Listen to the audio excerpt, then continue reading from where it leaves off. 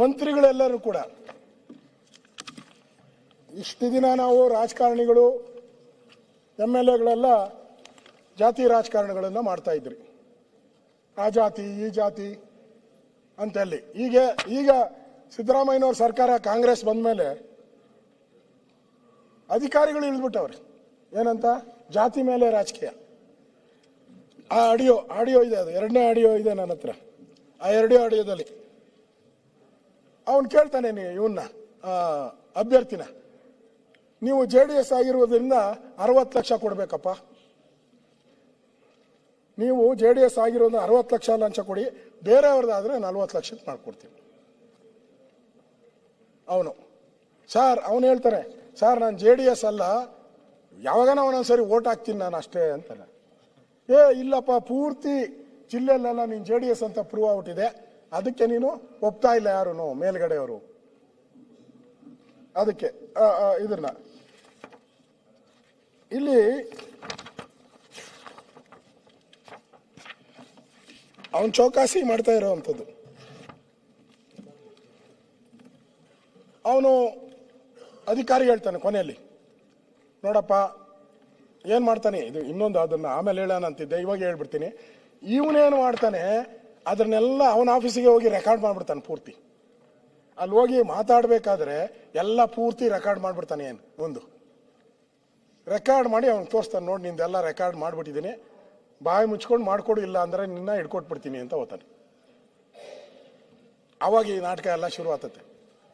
ಅವಾಗ ಅವನೇನ್ ಮಾಡ್ತಾನೆ, ಅಣ್ಣ ನಾನು ಒಳ್ಳೇನೋ, ನಂದು ಏನ್ ರೆಕಾರ್ಡ್ ಮಾಡಿದ್ಯೋ ಕೊಟ್ಬಿಡು, ನೀನು ಹೇಳಿದ ಕೆಲಸ ಎಲ್ಲ ನಾನೇ ಮಾಡ್ಕೊಡ್ತೀನಿ ಅಂತ. ಆಯ್ತು ಮಾಡ್ಕೊಡು ಅಂತಾನೆ. ಇಲ್ಲ, ಒಂದು ಕೆಲಸ ಮಾಡು,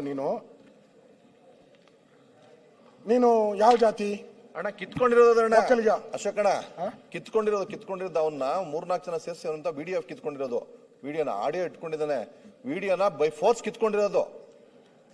2 ಮಾಡಿದ್ದಾನೆ, ವಿಡಿಯೋ ಒಂದು ಆಡಿಯೋ ಒಂದು.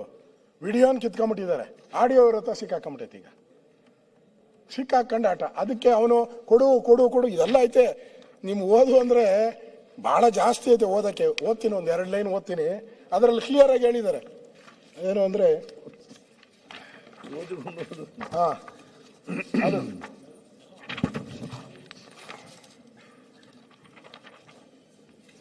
ಅದ್ರಲ್ಲಿ ಹೇಳ್ತಾನೆ, ನಾಗಶಯನ ಅಂತ. ಆಯ್ತು, ಕ್ಯಾಮ್ರಾ ಕೊಟ್ರೆ ನಿಮ್ದು ಏನಾದರೂ ಮಾಡಿ, ಇಲ್ಲ ಅಂದ್ರೆ ನಾನು ಏನು ಮಾಡಲ್ಲ, ಅದೇನು ಮಾಡ್ಕೊಂತೀವ ಮಾಡ್ಕೋ ಅಂತ ಹೇಳ್ತಾನೆ ಅಧಿಕಾರಿ. ರೆಕಾರ್ಡ್ ಮಾಡಿರೋದು ಕೊಡು ಅಂತ ಅವನು ಹೇಳಿರೋದೆ.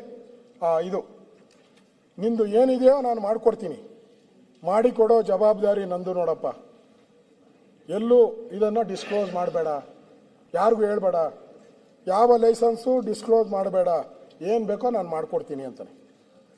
ನಾಗಶಯನ, ನೋಡು ಸುಂದರು, ನಾನು ನಿನಗೆ ಈಗ ಏನು ಕೆಲಸ ಆಗಬೇಕು, ನಾನು ಚೆಲುವಪ್ಪಾಜಿ ಗೌಡ್ರ ಮೇಲೆ ಆಣೆ ಮಾಡಿ ಹೇಳ್ತೀನಿ, ಕೆಲಸ ಮಾಡಿಕೊಡೋ ಜವಾಬ್ದಾರಿ ನಂದು. ನಾನು ಏನು ಜಾಣ್ಮೆ ಉಪಯೋಗಿಸ್ತೀನಿ, ಏನು ತಲೆ ಉಪಯೋಗಿಸ್ತೀನಿ, ಯಾವ ರೀತಿ ಮಾಡಬೇಕು ಅಂತ ನನಗೆ ಗೊತ್ತಿದೆ, ನಾನು ಮಾಡ್ತೀನಿ. ನೀನು ನನ್ನ ಮೇಲೆ ನಂಬಿಕೆ ಇಡು, 100% ಅದನ್ನು ಕೊಟ್ಟು ಬಿಡು, ಆ ಆಡಿಯೋನ ಕೊಟ್ಟು ಬಿಡು, ಹೋಗು. ಇಲ್ಲ ಅಂದರೆ ನಿನ್ನ ಕೆಲಸ ಆಗೋದು ಇಲ್ಲ ಮಾತ್ರ. ಭಾಳ ಕಷ್ಟ, ಗೊತ್ತಾಯ್ತಾ? ನೀನು ಸುಮ್ಮನೆ ನೀನಾಗಿದ್ದು ನೀನೇ ಈ ಕೆಲಸವನ್ನು ಮಾಡಿಸ್ಕೊಳ್ಳೋಕ್ಕಾಗಲ್ಲ ಅಂತ ಹೇಳ್ತಾನೆ. ಗಲಾಟೆ ಮಾಡಬೇಡ, ಬಾ ಇಲ್ಲಿ, ನೀನು ನನ್ನ ತಮ್ಮನ ಥರ, ಅದನ್ನು ಕೊಟ್ಬಿಡು ಕ್ಯಾಸೆಟನ್ನು ಅಂತ ಹೇಳ್ತಾ ಇದ್ದಾನೆ. ಅದು ಬಿಟ್ಟು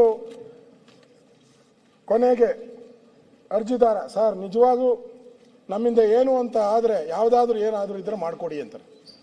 ನಾಗಶಯನ ಅಧಿಕಾರಿ, ಆಯ್ತಪ್ಪ ನೀನು ಮಾಡಲ್ಲ, ಕೊಡು, ಅದನ್ನು ಕೊಟ್ಬಿಡು, ಬಿಟ್ಟು ಹೋಗು. ನಾನು ಹೇಳ್ತಾ ಇದ್ದೀನಿ, you are like my brother, ಆಯ್ತಾ? ವಿಶ್ವಾಸ ಇಡ್ಬೇಕು ಕಣೋ ಅಧಿಕಾರಿಗಳ ಮೇಲೆ. ನಿನ್ನ ಕೆಲಸ ಆಗಿಲ್ಲ ಅಂತ ದಿವಸಕ್ಕೆ ಗಾಂಧೀಜಿಯ ಮೇಲೆ ಆಣೆ ಮಾಡಿ ಹೇಳ್ತೀನಿ, ಗಾಂಧೀಜಿ ತಂದ್ಬಿಟ್ಟು.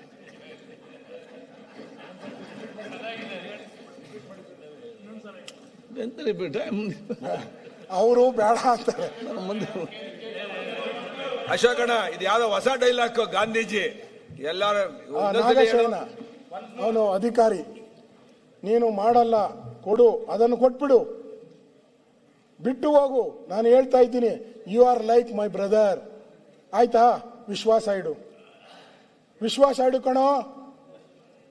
ಅಧಿಕಾರಿಗಳ ಮೇಲೆ ವಿಶ್ವಾಸ ಇಡು.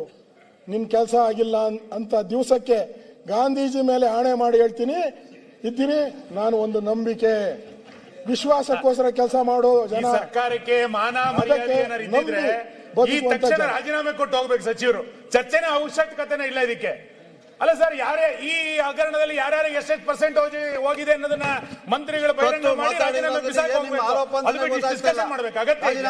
ನಾಚಿಕೆ ಆಗ್ಬೇಕು ಸರ್ಕಾರಕ್ಕೆ. ಮಾನ ಮರ್ಯಾದೆ ಇದೆ ಸರ್ಕಾರಕ್ಕೆ. ಇಷ್ಟೆಲ್ಲ ದಾಖಲೆಗಳನ್ನು ಕೊಟ್ಟುಕೊಂಡು ಸಚಿವರು ಮೌನವಾಗಿ ಕುಳಿತುಕೊಂಡು ಕೇಳ್ತಾ ಇದ್ದಾರೆ. ಇಡೀ ಇದನ್ನ ಮೌನವಾಗಿ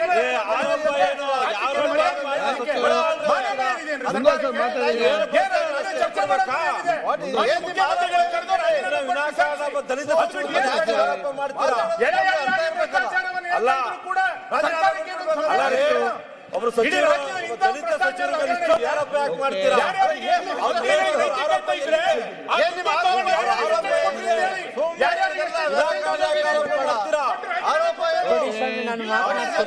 ನೋಡ್ರಿ, ಪಾಪಿ ತರ ಕೂತವ್ರೆ.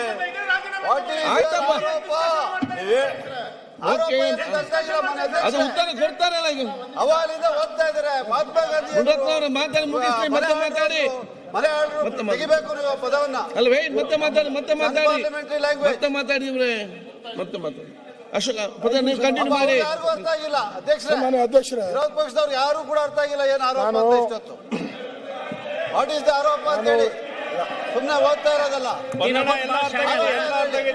ರಾಜೀನಾಮೆ ಪ್ರಯೋಜನ ಇಲ್ಲ.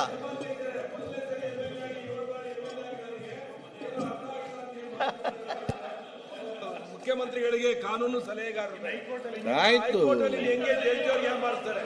ಅಲ್ಲ, ಇದು ಬಹಳ ದುರಂತ. ಇದು ಈಗ ಅವ್ರ ಫಸ್ಟ್ ಕಾಲ್ ಬೇಕಲ್ಲ ಹಿರಿಯರಿಗೆ. ಏನಂತ ನಮ್ಗೂ ಗೊತ್ತಾಗ್ಲಿ ಅಂತ ಅಷ್ಟೇ ಕೇಳ್ತಾ ಇದೀವಿ. ಹೊನ್ನಣ್ಣವ್ರೆ, MLA ಇರ್ಬೋದು, ಭಾರಿ ಒಳ್ಳೆ ಅನುಭವ ಇದೆ ಅವ್ರಿಗೆ. ಸುಮ್ಮನೆ ಈ ರೀತಿಯಲ್ಲಿ ಮಾತಾಡಬೇಡಿ. ಮಾತಾಡಿ.